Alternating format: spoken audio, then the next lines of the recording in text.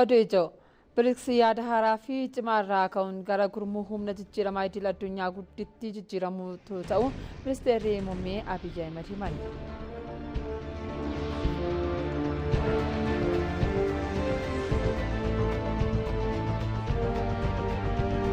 Biiroon carraa hojii uumuu fi ogummaa Oromiyaa intarpiraayizoota 690 gara sadarkaa guddina itti aanutti ceesise.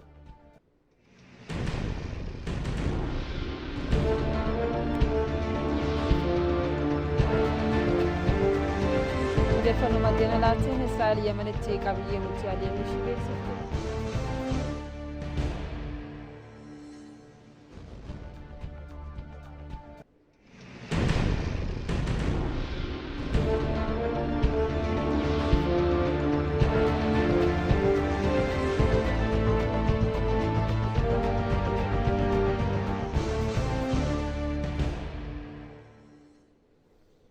Oduu keenya jalqabaatiin BRICS yaada haaraa fi cimaarraa ka'uun gara humna jijjiirama idil addunyaa guddaatti ceera jedhan ministeerri muummee Abiy Ahmed. Yaa'ii BRICS 17ffaa Biraazil Riyoo di Janeerootti taa'amaa jiruun waltajjii hooggantoota nageenyaa fi tasgabbii irratti ergaa dabarsaniin dhaabbileen idil addunyaa gidduu walamantaan jajjabeessaan jiraachuun murteessaa ta'uu himan. Dhaabbileen maallaqa idil addunyaa nageenya waloo fi badhaadhina hunda galeessa fiduuf caasaa murtoo itti kennan karaa guutuu ta'een haala itti fooyya'uu danda'u irratti yaada kennaniiru. Itoophiyaan ifatti BRICSitti kan makamte bara 2015 yoo ta'u michummaa dinagdeef qofa osoo hin taane addunyaa haqaa fi walqixxummaan itti mirkanaa'e uumuuf qixa biyyoota tattaafataniin kan itti hirmaattu ta'us himaniiru. Itoophiyaan akka miseensummaa BRICSitti keessattuu waltajjiiwwan idil addunyaa murtoo itti kennamu irratti yaadawwan haaraa fi biyyoota guddina irra jiraniif akkaataa bakka bu'ummaa bal'aa itti argatan irratti hirmaannaa olaanaa taasisaa jirti jedhan. Dr. Abiy dhiibbaa BRICS cimaa dhufee wayitaa ibsan BRICS gurmuu yaada haaraa fi cimaarraa ka'ee gara humna jijjiiramaa idil addunyaa guddaatti ce'ee ta'uu dubbataniiru. Miseensonni haaraan dabalamuun sagalee fi kaayyoo waloo caalmaatti cimsaa dandeettii guddisas jedhaniiru.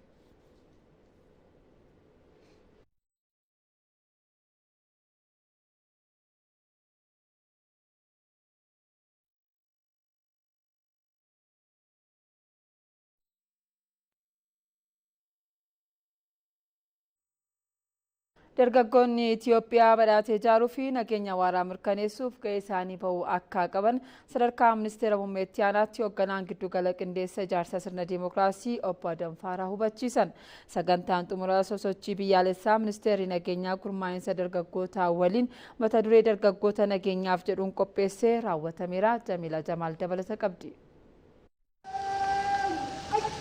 Saganticha irratti Adamfaaraa haasawa taasisaniin badhaadhina hunda galeessa Itoophiyaa mirkaneessuuf kutannoon hojjetamaa akka jiru kaasanii dargaggoonni Itoophiyaa fooyyoftuu fi badhaatee ijaaruuf gahee olaanaa qabaachuu himan. ኢትዮጵያ ትልቅ ህልምና በጊዜ የተከፋፈለ ራዕይ አላት. ኢትዮጵያን ሙልአታ ፊ ገልማ የሮን ቆቆደም ቀብዲ ሙልአኒ ኬኛስ badhaadhina dhugoomsuudha. Badhaadhina hunda galeessa dhugoomsuu yoo jennu badhaadhina siyaasaa, diinagdee fi hawaasummaa mirkaneessuu jechuudha. badhaadhina siyaasaa yoo jennu Itoophiyaa tokkummaa sabdaneessummaan ishee kan mirkanaa'e eenyummaa waloo kan ijaarte eenyummaa biyyaalessaa fi gosaa jidduutti madaalliin kan itti eegame nageenyi waaraan kan itti mirkanaa'e bulchiinsi gaariin kan keessatti dhugoome mirgi dimookiraasii fi mirgi namoomaa kan itti kabajamu akkasumas sirna dhaabbileen jabaan kan itti ijaaraman ni taasisnaa jechuu keenya. Ministeera nageenyaa obbo Mohaammed Idris Gamasaanitiin imaanaa dhalootaa haalaan dabarsuuf gaheen dargaggootaa olaanaa waan ta'eef kutannoon hojjechuu akka qaban ወጣቶች በሀገራዊ ጉዳዮች ዙሪያ በቂና የተቀራረበ አረዳድ በመያዝ dhimmoota biyyaarratti dargaggoonni hubannoo gahaa fi walitti dhiyaatuu qabaachuun dhimmoota ajandaalee biyyaarratti bal'inaan itti gaafatamummaan hirmaachuun gahee isaanii bahachuun ijaarsa biyyaa fi nageenyaaf shoora isaanii bahachuudha qabu. dargaggoonni bara kanaa jaalala biyyaa fi hawaasaa gonfachuun qormaatilee qunnamanii gara carraatti jijjiiruun Itoophiyaa badhaatee dhaloota dhufu dhaalchisuun irraa eegama. Waltajjiin qophaa'es dargaggoonni ijaarsa biyyaa keessatti akka hirmaatanii fi gaafilee isaanii akka deebi'uuf kan jajjabeessuudha jedhan hirmaattonni waltajjichaa. የኢኮኖሚ ጥያቄ ማህበራዊ ጥያቄ ሌሎች ጥያቄዎችን መጠየቅ የሚቻለው የሀገርን ሰላም ከመጠበቅ አኳያ ነው። Gaaffilee dinagdee hawaasummaa fi kanneen biroo gaafachuun kan danda'amu nageenya biyyaa eegsisuunidha. Kanaaf gahee keenya baachuu fi hooggansaan walitti dhiyeenyaan hojjechuu fi hojiilee biyyaalessaa hojjetamanii fi kanneen sichuu hojjetamanii irratti gaaffilee dargaggoonni kaasaniif waltajjii deebii itti argannu waan ta'eef haala kanaan mari'achuu keenyaan itti gaafatamummaa guddaa akka baannuu fi yeroo itti aanuttis hojiiwwan hojjennuuf humna kan nuuf ta'udha. ስለ ሀገራችን እድል ዕጣ ፈንታ ስለጀመረችው ጉዞ carraa biyya keenyaa fi imala eegaltee fi rakkoowwan jiran irratti nuti dargaggoonni gahee keenya baruun maal gochuu qabna kan jedhuuf waltajjii qophaa'edha. Kanaaf waltajjii abdii namatti horuudha. Dargaggoonni hojiilee misoomaa hunda keessatti haalaan hirmaachuudhaan ijaarsa biyyaalessaa eegalame keessatti gahee isaanii akka bahataniif xiyyeeffannoon hojjetamaa jiraachuunis himameera. ሀገር ለወጣት ማድረግ መስጠት ማመቻቸት ያለባት የመጀመሪያው ትምህርትና ስልጠና ነው። biyyi dargaggootaaf kennuu fi haala mijeessuu kan qabdu inni duraa barnootaa fi leenjiidha. Gama kaaniin qulqullina barnootaa mirkaneessuun murteessaadha. Mootummaanis kana ka'umsa godhachuun barnoota irratti investi godheera. Kana boodas ni godha. Qulqullina barnootaa mirkaneessuuf sirna qormaataa hannarraa bilisa taasisuuf hojiin bal'aan hojjetamee jira. Akkasumas dargaggoota gabaa irratti barbaadamaa taasisuuf inisheetivii ministeera muummichaatiin koodariin miliyoona 5 bocamee hojiirra oolaa jira. Inni kan biroo immoo hirmaachisummaa mirkaneessuudha. Gama hirmaachisummaa siyaasaa fi diinagdeen dargaggoonni haala siyaasaa keessatti hirmaatanii fi diinagdeen of danda'an mijeessuun nurraa eegama. Gama kanaan dargaggoota hooggantoota bakka bu'uu danda'an oomishuun hooggansa haaraa fi boruu ta'uu danda'u ilaalcha jedhu waan qabnuuf dargaggoota aanaa hanga federaalaatti dargaggoota umriin isaanii waggaa 35 gadii ta'an dhibbentaa 50 ta'an hooggansa irratti argamu. Inni sadaffaan immoo sagaleen dargaggoota akka dhagahamu haala mijeessuudha. Gama kanaan dargaggoonni haalaan gurmaa'uun sagalee isaanii akka dhageessisan haala mijataa uumuudha. Inni afraffaan biyyi dargaggootaaf taasisuu qabdu hojii abdii dargaggootaa lachiisan hojjechuudha. Gama kanaan misooma saffisiisuun barbaachisaadha. Ashaaraa magariisaa kaasuun ni danda'ama. Ashaaraan magariisaa fedhii fi faayidaa dargaggootaa giddugaleessa kan taasisedha. Hojii dhaloota haaraa fi boruu gargaaru hojjechuuf sagantaa yaadamee kan hojjetamedha. Biiroon carraa hojii uumuu fi ogummaa Oromiyaa intarpiraayizoota 690 intarpiraayizii maayikiroo xixiqqaarraa gara guddattuu giddugaleessaatti ceesise. Biirichi guyyaarraa kilaasteroota 6 akka naannoo Oromiyaatti intarpiraayizoota biiliyoona 2.1 ol galmeessisan ceesisuu hoogganaan itti aanaa biiroo carraa hojii uumuu fi ogummaa Waasiyoon Golgaa himaniiru. Kilaastera Harargee Bahaa, Shaashamannee, Adaamaa, Naqqamtee, Shaggarii fi Jimmaatti intarpiraayizoonni 690 namoota 11 oliif carraa hojii uuman guddataniiru jedhan obbo Waasiyoon. Akka kilaastera Shaggaritti guyyaarraa intarpiraayizoonni 179 fi moodeloonni 120 waliigalaan 299 ce'uu isaanii obbo Waasiyoon dubbataniiru. Sagantaa magaalaa Shaggaritti geggeeffame kanarratti intarpiraayizoonni damee qonnaa, indaastirii fi tajaajila lakkoofsa olaanaa akka qaban dubbataniiru.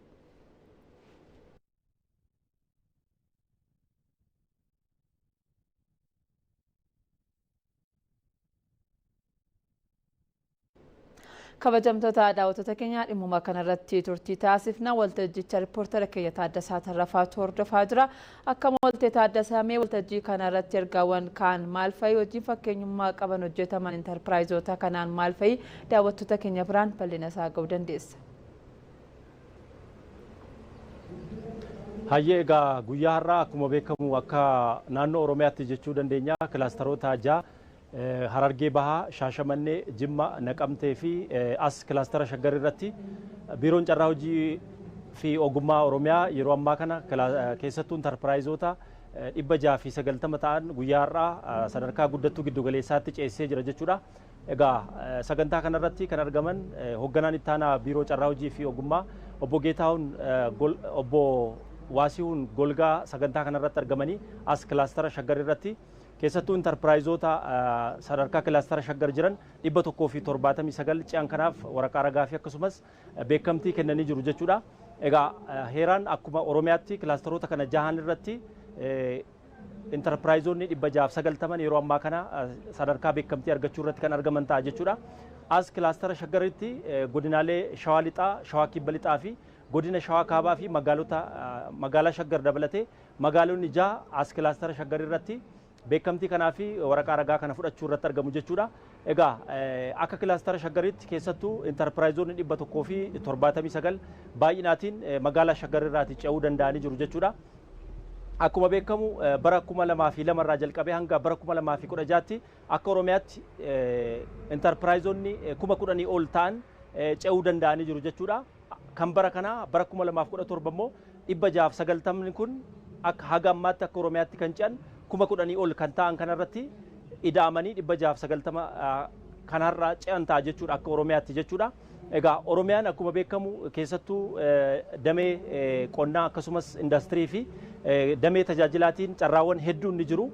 Kanaanis kaapitaala hedduu galmeessanii enterpiraayizonni sadarkaa godaarraa jalqabanii enterpiraayizii maayikiroof xixiqqaarraa ka'anii gara guddattuu giddu galeessaatti ce'uu danda'anii jiru jechuudha. Gara kaapitaala isaaniitti yoo dhufnu akka seektara isaaniitti garaagarummaa qabu. Kaapitaalli isaanii birrii 500 irraa jalqabee haga miliyoona 2 haga miliyoona 10 15 20tti warri galmeessan guyyaa har'aa kana ce'anii jiru jechuudha. Nutis enterpiraayizota dubbisne keessaati haga kaapitaala birrii miliyoona 15tti kan horatan kutaa magaalaa Furii irraa arguu dandeenye jirra jechuudha. Egaa inni guddaan enterpiraayizonni kun sadarkaa itti aanutti ce'uu gara investimentiitti ce'uudha kan isaan irraa eegamu. Mootummaanis kana booddee 690 ce'an kanaatiif haala mijeessuu iddoo hojii dhiyeessuu akkasumas liqiiwwan garaagaraa mijeessuudhaan duubatti akka hin deebinee fi akka hin harcaane kan hojjetamu ta'uu hoogganaan itti aanaa biiroo carraa hojii uumuu fi ogummaa Oromiyaa obbo Waasiiwwan Golgaa sagantaa kanarratti dubbatanii jiru jechuudha. Egaa mootummaan enterpiraayizota kana hordofeetoo gara investimentiitti gara sadarkaa olaanaatti akka ce'an mootummaan kan hordofu ta'uusaa dubbatanii jiru jechuudha. Egaa magaalaa Shaggaritti enterpiraayizonni egaa magaalaan Shaggar magaalaa guddaadha. Enterpiraayizonni hedduun himaaxaa sadarkaa xixiqqaarraa ka'anii gara guddattuu giddu galeessaatti ce'an hedduudha jechuudha. Kanaanis magaalaa Shaggarattis hojiin kun haala wal fakkaatuun kan hojjetamu ta'uu ibsanii jiru jechuudha. Egaa kana booddee sadarkaa sagantaa daawwannaati kan jiru jechuudha. Daawwannaa kana booddee muuxannoo isaanii kan qoodan ta'a jechuudha. Egaa odeeffannoon ammaaf qabadhe kanan gammaati heeran. Hayya riippoortara keenya Taaddasaa Tarrafaa odeeffannoo bal'aa nu biraan geesseef guddaa galatoomii yeroo gaarii qabadhu. Kabajamtoota daawwattoota keenyaa gara oduutti aanutti darba. Mootummaan naannoo Oromiyaa rakkoo hawaas dinagdee uummataa furuuf piroojektota misoomaa ijaaruu irratti xiyyeeffannoon hojjechaa jiraachuu himame. Godina Arsii fi Wallagga Bahaatti piroojektonni misooma garaagaraa hojjetamanii xumuraman eebbifamuun tajaajilaaf banaa ta'aniiru. Gabaasaa waajjira koominikeeshinii godinaalee lamaanii Hawwii Taaffasaa akka itti aanutti qindeessiteetti. Godina Arsiitti piroojektonni misoomaa garaagaraa birrii biiliyoona 6 fi miliyoona 900 waliin hojjetaman xumuramuun tajaajila kennuu eegalaniiru. Manneen qorichaa hawaasaa kutaalee dabalataa hospitaala giddugala Roobee Diidaa piroojeektii Fiinnaa hidhaa laga Uuruu Gimbichoo piroojeektoota eebbifaman keessatti argamu. Jiraattonni godinichaas piroojektonni hojjetaman kunniin rakkoo isaanii kan fureef ta'uu himuun eegumsaa fi kunuunsa gochuun akka itti fayyadaman ibsaniiru. Bishaan kun qabame wanni gaarii irraa hojjetaa turre qamadii haala gaariin oomishne qamadiin san kuntaala gara 60 argadhe hektaara takkarra jallisiin hojjadhe jenetarri nuu kenname pampii wajjin nuu kenname sirriitti ittiin hojjetaa turre baay'ee ittiin fayyadamne. Rakkoo fooyyesseera nu fooyyesseera baxaamiin nu hojjetaa ture tanaan duratti gaarii nu hojjetaa ture deettuu keenya yaalaa ture dhibamaa keenya yaalaa ture rakkataa keenya rakkoo baasaa ture baxaamiin nu gargaaraa ture. Hektaara tokkorra hanga kuntaala 46 argitanii hektaara lamarraa kuntaala 100 fi gana agartanii 12 waan akkasiisan qamadii irraa yeroo argannetu jira jechuudha. Amma tajaajilli kun dhufee kennamuu eegaletti. Bulchaan godina Arsii obbo Ibraahim Kadir godinichatti bara kana piroojeektoonni misoomaa garaagaraa baajata mootummaa fi hirmaannaa hawaasaan hojjetamanii xumuramuun tajaajila kennuu eegaluu himan. Waliigalatti piroojeektii 1,400 fi 24 akka godina Arsiitti ijaaruun danda'amee jira. Qarshii isaa waliigala fudhadhee olaallu bileena 6.9tti kan lakkaa'amu hirmaannaa uummataa dabalatee ijaaramuu danda'amee jira. Hoogganaan biiroo carraa hojii uumuu fi ogummaa Oromiyaa Injiinar Eebbaa Garbaa mootummaan fayyadamummaa hawaasaa dhugoomsuun badhaadhina maatii mirkaneessuuf kutannoon hojjechaa jiraachuu himan.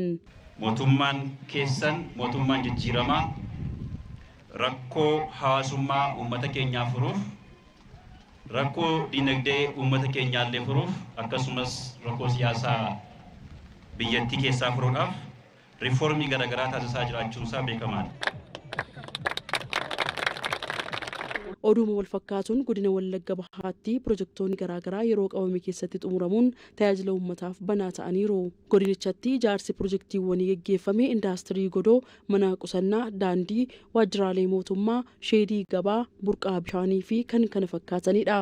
Yeroo dheeraaf dhabiinsa bu'uuraalee misoomaan rakkoo hawaasummaa fi diinagdeef saaxilamaa turuu fi pirojektoota kanneeniif kunuunsa barbaachisu kan godhaniif ta'uu jiraattonni godinichaa himan. Bulchiifnan garguutee nu yaadatee mana haaraa kanatti nu gashee baay'een gammade.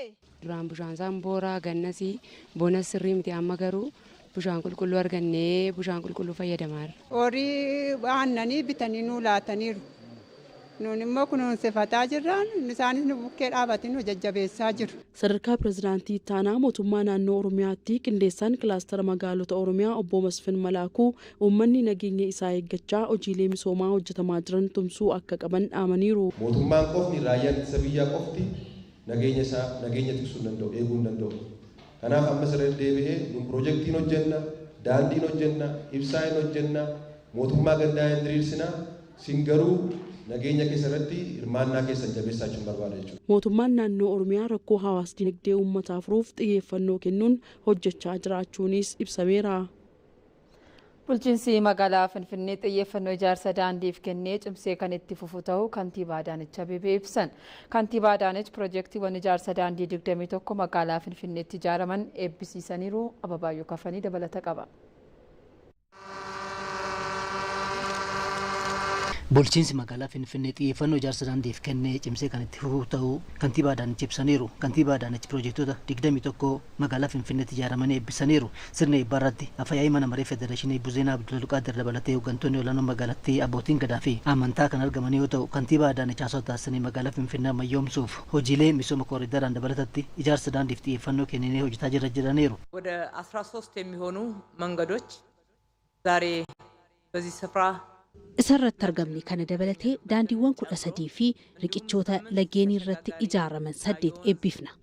Guddina diinagdee biyyaa tokkoof daandiin gahee olaanaa taphata. Kanaafuu bu'uuraalee fi ijaarsa daandiif xiyyeeffannoo kennee hojjechaa jirra. ለመንገድ መሰረተ ልማት ከፍተኛ ትኩረት ሰጥተናል። Kantiibaa Adaanech bara bajataa kanattis bulchiinsi magaalattii pirojektoota hedduu fayyadamummaa hawaasaa mirkaneessan hojjetee tajaajilaaf bana taasisuu himaniiru. Guyyaa har'aas pirojektoota daandii garaagaraa kiiloomeetira 30 ta'u qabxii 5 dheeratuu fi riqichoota 8 walumaa galatti pirojektoota 21 eebbaaf bana taasifneera jedhaniiru. Pirojektoonni kunneen hirmaannaa uummataa fi baajata mootummaan kan ijaaramanii ta'us kantiibaa Adaanech eeraniiru. ይሄ መሰረተ ልማት የእናንተ ነው። ትልቅ ሀብት ነው ኢንቨስት የተደረገበት። Bu'uuraaleen har'a eebbisiisne kunneen qabeenya keessan. Qabeenya olaanaatu irratti bahe. Daandii Qaallittii Tulluu Diimtuu, Aqaaqii Qillinxoo birrii biiliyoona 7 oliitti bahe. Riqichoota gurguddoodha kan ijaarre. Riqichoonni akkasii Finfinneetti mootummaa federaalaatiinis haa ta'u qaama biraan hojiin akkasii hojjetamee hin beeku. Ijaaruun qoftis gahaa miti. Kunuunfachuu qabna. ስለዚህ ተንከባክበን ልንጠቀምበት ይገባል። መስራት በራሱ ብቻውን ግብ አይደለም። Sirna eebbaa irratti bara bajataa 2017 keessa jirru qofatti magaalaa Finfinneetti hojiin misoomaa fi ijaarsa daandii kiiloomeetira 371 hojjetamuu daayirektara olaanaan abbaa taayitaa daandiiwwanii magaalaa Finfinnee Injiinar Moodiin Rashaad himaniiru. ባለስልጣን መስሪያ ቤታችን የከተማዋን የመንገድ ኔትወርክ Abbaan taayitaa keenya neetworkiin daandii magaalaa keenyaa nageenyummaa qabaatee tajaajila tiraafikaaf si'ataa akka ta'u bara 2017 aspaaltii koobilistoonii daandii cirrachaa lafoo bo'oowwan lolaa dabalatee walumaa galatti pirojektii daandii kiiloomeetira 371 uwwisu ijaaruu Paartileen morkattoota dhimmoota biyyaalessaa dhaloota fayyadan irratti tumsaan hojjechuu akka qaban dura ta'an paartii Izeemaa Piroofeesar Biraanuu Naggaa himan. Hooggantoonni fi miseensonni paartichaa magaalaa Finfinnee paarkii Shaggaritti biqiltuu ashaaraa magariisaa dhaabaniiru. Muzayyin Maammaa.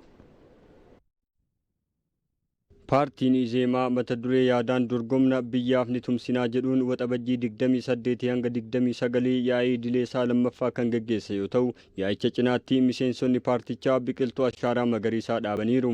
Dhaabbii biqiltuu kana irratti kan hirmaatan dura ta'an paartichaa Piroofeesar Birhaanuu Naggaa paartileen dorgomtoota yaadota garaa garaa irratti wal mormanis ijaarsa biyyaa irratti garuu tokko ta'uu qabu jedhaniiru. የኢትዮጵያ ፖለቲካ ወደ አዲስ መስመር መሄድ አለበት። ይሄ መስመር ደግሞ nuti kan jennu siyaasni Itoophiyaa gara sarara haaraatti ce'uu qabaadha. Sararri haaraan kun dhimma biyyaa irratti tokko ta'uun dhaabachuudha. Yeroo hunda siyaasa kan dursu faayidaa biyyaalessaati. Kanaan ala garuu karaa kamiin yoo deemne biyyi guddatti. Hawaasni jireenya fooyya'aa jiraataa kan jedhu wal mormuu dandeenya. Imaammata baasnee kanatu fooyyee qaba jechuu dandeenya. Badhaadhinnis akkasuma kanatu wayya jedhee fiduu danda'a. Paartiin biraas akkasuma yaadota kanneen irratti wal mormuun fi yaadotni hedduun akka jiraatanii eeyyamuun biyya ni fayyada malee hin miidhu. ማድረግ ብዝሃ ሀሳብ እንዲኖር መፍቀድ ለሀገር ይጠቅማል እንጂ አይጎዳም። ቢቅልቱ ዳቡን dhimma siyaasaa osoo hin taane dhimma biyyaalessaatii kan jedhan ፕሮፌሰር ብርሃኑን ሁንዱ irratti hirmaachuu akka qabus dhaamanii jiru። ይሄ እየተቀየረ ያለ የአየር ንብረት ባለበት ሁኔታ ልጆቻችን ሊኖሩ አይችልም። የልጅ ልጆቻችን ሊኖሩ አይችሉም። qabeenyi qilleensaa yeroo jijjiiramaa jirutti ijoolleen keenyaa fi ijoolleen ijoollee keenyaa jiraachuu hin danda'an isaan biyya fooyyoftuu dhaalchisuu qabna. Kuni dhimma siyaasaa miti. Kuni dhimma Itoophiyaanonni hundi waliin hojjechuu qabanidha.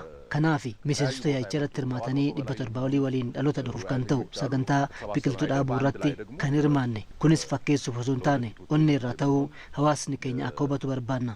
ይህንን የችግኝ ተከላ ፕሮግራም መቀላቀል ለምልክታዊነቱ ብቻ ሳይሆን ከልባችን የምናደርገው ነገር መሆኑን ማህበረሰቡ እንዲገነዘብ ነው። ኦቦ ግርማ ሰይፉ ሚሴንሰ ፓርቲቻ ፊ ሆገና ቢሮ ሚሶማ መገሪሳ ፊ ሚደጊና መጋለ ፊንፊኔቲም አከ ብያለሳቲ ዲሞን ረተ ወልዶርጎም ነዱን ጅራተኒስ ዲሞተ ብያለሳ ረተ ወልቶም ሲኑቱ ጫላ ጀዱ በሀገራችን ውስጥ የተለያዩ ፓርቲ መኖራቸው አስፈላጊም እውነት biyya keenya keessa paartileen adda addaa jiraachuun barbaachisaa fi dhugaadhas. Kanaafuu dorgommiin ni barbaachisa jechuudha. Dhimmoonni ittiin wal dorgomnu garuu kanneen irratti waltumsinitu caala. Kan waltumsinu dhimma biyyaa irratti. Waa'ee biyyaa irratti waltumsina gaafa jennu inni tokko ijoollee keenya barsiisuu irratti waltumsuu qabna. Kan biraa ijoollee keenyaaf biqiltuu dhaabuu irratti waltumsuu qabna. Daangaan Itoophiyaa yeroo sarbamuu fi dhimma biyyaalessaa kamirrattuu waltumsuu qabna. miseensonni paartichaa dhaabbii biqiltuu kanarratti hirmaatanis paartiin isaanii dhimmoota biyya fayyadan irratti tumsaan kan hojjetu ta'uu dubbatanii jiru. garaagarummaa yaadaa qabaannus dhimma biyyaa irratti tumsuun hojjechuuf qophii ta'uu keenya ashaaraa magariisaa irratti hirmaanneerra. miseensonni paartichaa dhaabbii biqiltuu ashaaraa magariisaa kanas cimsanii kan itti fufan ta'uu dubbataniiru. magaalaa Adaamaatti piroojeektoonni bara 2017tti ijaarsi isaanii xumuramee eebbifaman. Sirna eebbaa kanarratti sadarkaa pirezidantiitti aanaa naannoo Oromiyaatti qindeessaan kilaastara baadiyyaa Addisuu Araggaa, pirezidantii mana murtii waliigalaa Gaazaalii Abbaa Simal, kantiibaan bulchiinsa magaalaa Adaamaa Haayiluu Jaldee fi hooggantoonni mootummaa naannoo fi magaalattii biroo argamaniiru. Piroojeektoota guyyaarraa eebbifaman keessaa sheediin misooma aannanii Jiituu Wanjii namoota 600 oliif carraa hojii uumee fi guyyaatti aannan liitira 26,000 oomishuuf dandeessisuu kan jalqabaati. Magaalattiitti piroojeektoonni misoomaa biroo hedduun eebbifamuun tajaajilaaf kan banaman yoo ta'u bara kana waliigalatti piroojeektoonni 5,000 ol ijaaramuu ragaan argamee ni mul'isa. Muzayyin Maammaatu gabaase.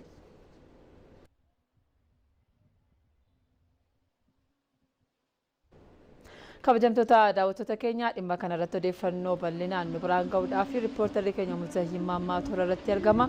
Akkam ooltee Muzayyin, mee odeeffannoon achi jiru maal fa'i? Waltajjii kanarratti sirna eebbaa kanarratti ergaawwan darbanoo maal fa'i daawwattoota keenya biraan ga'uu dandeessa? Ayyee galatoomii akkuma jalqaba irratti kaasuudhaaf yaallegaa guyyaarraa magaalaa Adaamaatti piroojeektoonni misoomaa adda addaa bara 2017 keessa ijaaraman jechuudha eebbifamaati kan jiran yeroo ammaa kana. Nutis magaalaa Adaamaatti argamuudhaan eebba piroojeektoota kanneenii muraasa daawwanneeti kan jirru. Akkuma jalqaba irratti kaasnegaa piroojeektiin guyyaarraa eebbifamu keessaa tokko sheedii misooma aannaniitiin jalqaba. Sheedii misooma aannanii kun namoota 600 oliif carraa hojii akka uumuu danda'u ibsameeti kan jiru jechuudha. Guyyaatti yoo xiqqaate aannan liitira 26,000 oomishuudhaaf akka tajaajiluudha kan ibsame. Kana bira darbees manni murtii olaanaan bulchiinsa magaalaa Adaamaas guyyaarraa kan eebbifameeti kan jiru. Giddugalaawwan keessumattuu diinagdee gooroo cimsuu keessatti diinagdee godoo cimsuu keessatti industirii godoo cimsuu keessatti gahee qaban kan jedhaman guyyaarraa kan eebbifamanii kan jiranii. Keessumattuu giddugala industirii godoo kana keessatti hojiilee oomishaa garaagaraati kan hojjetamu jechuudha. Kanas dargaggoonni waldaadhaan gurmaa'uun hojii oomisha zayitaa dibataa akkasumas gogaawwan garaagaraa irraa oomishaalee garaagaraa kan itti oomishanidha jechuudha. Kunis yoo xiqqaate namoota 50 ta'aniif carraa hojii uumuu akka danda'udha kan ibsame. Egaa guyyaarraa walumaa galatti magaalaa Adaamaa keessatti bara 2017 keessa gara piroojektota 5,900 oliiti jechuudha kan bara 2017 keessa ijaaramanii kanneen keessaa gaa inni jalqabaa piroojektota bajata idileetiin ijaaraman yoo ta'u isaanis gara piroojektii 174 kan ta'an yoo ta'u baasiin itti bahe immoo birrii biiliyoona 7 kan tilmaamamu akka ta'e daragaan bulchiinsa magaalattii irraa arganne kan mul'isu kan lammaffaa piroojektota tajaajila lammummaatiin ijaaraman yoo ta'u isaanis piroojektota 3 yoo xiqqaate birriin miiliyoona 600 itti bahu isaati jechuudha daragaan arganne kan mul'isu inni kaan piroojeektii badhaadhina maaliitiin ijaaraman kan jedhaman yoo ta'u kunis gara piroojektota 3,651 yoo ta'u qarshii biiliyoona 5 ta'uun kan ijaarame ta'uu daragaan arganne kan mul'isu walumaa galatti bulchiinsa magaalaa Adaamaatti bara kana jechuudha piroojektota 5,996 kan ijaaraman yoo ta'u isaanis baasii waliigalaa gara birrii biiliyoona 19 oliiti kan itti bahe jechuudha piroojektonni kunneenis gaa keessumattuu gama carraa hojii uumuutiin gahee olaanaa akka qabaniin kan ibsame kana bira darbees gaa piroojektonni miidhagina magaalaa adda addaas hojii guyyaa irraa kana keessatti hammatamee kan jiru piroojektota biraa guyyaa irraa eebbifaman keessaa manneen barnootaa hospitaalotaa fi kanneen tajaajila hawaasummaaf oolan hedduun bulchiinsa magaalaa Adaamaatti eebbifamaniiti kan jiranii sirna eebba piroojektota guyyaa irraa kanarratti gaa sadarkaa pirezidantii itti aanaa mootummaa naannoo Oromiyaatti qindeessaan kilaastara baadiyyaa Addisuu Araggaa akkasumas pirezidantii mana murtii olaanaa naannoo Oromiyaa Gazaalii Abbaa Simalii fi kantiibaan bulchiinsa magaalaa Adaamaa Haayiluu Jaldii dabalatee kantiiboota itti aantotaa fi akkasumas hooggantoonni mootummaa naannoo fi qaamoleen dhimmi ilaallatu biroo sirna eebbaa kanarratti argamaniiti kan jiran jechuudha. Piroojektonni kun gaa walumaa galan fayyadamummaa hawaasa magaalattii akkasumas guddina magaalaa Adaamaa ol kaasu jedhameeti kan amanamu eebbi piroojektota kanneenis yeroo ammaas itti fufeeti kan jiru nutis egaa odeeffannoo dabalataa immoo gara galgalaarra qabannee kan deemnu ta'a. Hayyee riippoortara keenya Musayyimmaa ammaa magaalaa Adaamaarraa odeeffannoo bal'aa nu biraan geesseef guddaa galatamii yeroo gaarii siif haa ta'u.